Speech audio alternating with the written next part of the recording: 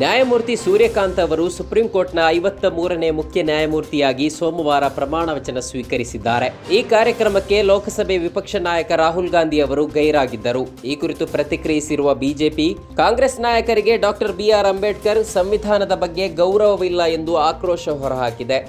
ಬೆಂಗಳೂರು ಹೊರವಲಯದಲ್ಲಿ ವಂದೇ ಭಾರತ್ ಎಕ್ಸ್‌ಪ್ರೆಸ್ ರೈಲು ಹರಿದು ಇಬ್ಬರು ಪ್ರಥಮ ವರ್ಷದ ನರ್ಸಿಂಗ್ ವಿದ್ಯಾರ್ಥಿಗಳು ಸಾವಿಗೀಡಾಗಿದ್ದಾರೆ ಎಂದು ಪೊಲೀಸರು ಸೋಮವಾರ ತಿಳಿಸಿದ್ದಾರೆ. ಮೃತ ವಿದ್ಯಾರ್ಥಿಗಳನ್ನ ಸ್ಟರ್ಲಿನ್ ಎಲಿಜಾ ಶಾಜಿ ಮತ್ತು ಜಸ್ಟಿನ್ ಜೋಸೆಫ್ ಎಂದು ಗುರುತಿಸಲಾಗಿದೆ.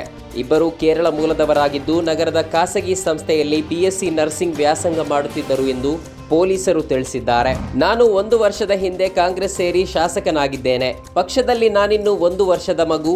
ನನಗೆ ಯಾವ ಬಣವೂ ಇಲ್ಲ. ನಾಯಕತ್ವ ಬದಲಾವಣೆ ಕುರಿತ ಚರ್ಚೆ ನನಗೆ ಗೊತ್ತಿಲ್ಲ.